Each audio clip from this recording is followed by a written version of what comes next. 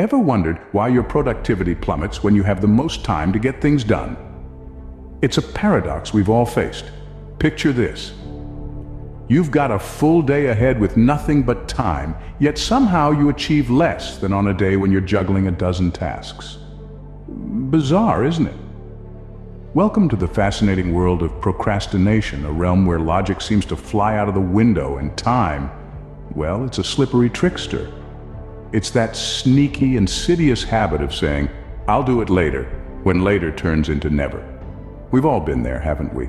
Procrastination. It's a common issue that affects productivity, but it's far from being just a simple matter of time management. It's a complex web of psychological factors, including fear of failure, perfectionism, and lack of motivation. These factors conspire to create an irony that is as frustrating as it is fascinating. You see, we live in a world that glorifies busyness. We're taught that time is money, that every second counts.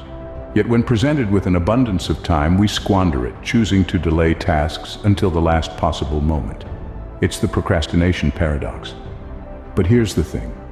Overcoming procrastination is crucial, not just for the sake of ticking off items on a to-do list, but for our overall well-being. It's about breaking free from the stress and anxiety that comes with constantly playing catch-up. It's about stepping into a world where we're in control of our time, not the other way around. So, are you ready to explore this paradox further? Ready to delve into the science and psychology behind why we procrastinate? And more importantly, are you ready to learn ways to overcome it, to reclaim your time and boost your productivity? Stay tuned as we unlock the science behind beating procrastination. Together, we'll journey into the heart of this paradox, and by the end, you'll be equipped with the knowledge and tools you need to break free from the chains of procrastination. Let's embark on this journey to unlock the full potential of your time. Procrastination is not just about being lazy or disorganized. It's a complex psychological issue. Let's start with the first scientific reason behind procrastination: the fear of failure. When we're faced with a task, our brain automatically assesses the risk involved. If the perceived risk or potential for failure is high, our brain's natural response is to avoid the task altogether. It's an instinctual reaction, a defense mechanism to protect us from potential harm or discomfort. Then there's perfectionism. This is a tricky one because on the surface it seems like a good thing. After all, who wouldn't want to do their absolute best? But here's the catch. When perfectionism kicks in, it creates an unrealistic standard that we feel we must meet. And often the fear of not being able to reach this standard leads us to put off the task altogether. In this case, our brain is responding to the anxiety and stress associated with the task, causing us to procrastinate. The third scientific reason is a lack of motivation. Now, this one seems obvious, right? Of course, we procrastinate on things we don't want to do, but it's not that simple. You see, our brain releases dopamine, a neurotransmitter that makes us feel good when we achieve something. But when a task is too far in the future or seems too large to handle, our brain doesn't get that immediate dopamine hit. So we end up pushing the task aside for something that does provide that instant gratification. Now, we've talked about fear of failure, perfectionism, and lack of motivation, but it's important to remember that these aren't the only reasons we procrastinate. Everyone is different, and our brains all react to tasks and challenges in unique ways. So, it's crucial to understand your own triggers and how your brain responds to them. Understanding why we procrastinate is the first step to overcoming it. Now that we understand the why, let's tackle the how. You see, overcoming procrastination isn't about summoning an extraordinary willpower or becoming a different person overnight. It's about implementing simple, effective strategies that can help you manage your tasks and time more efficiently. First off, let's address a common mistake we all make: viewing a task as one big, daunting monolith. Instead, try breaking it down into smaller, more manageable parts. This strategy is often referred to as chunking. By dividing a large task into smaller sections, each with its own mini deadline, the task as a whole becomes less intimidating. You're not climbing a mountain in one go. You're taking one step at a time. Next up is a strategy that's all about time management. It's called the Pomodoro technique. The idea is to work for a set amount of time, say 25 minutes, then take a 5-minute break.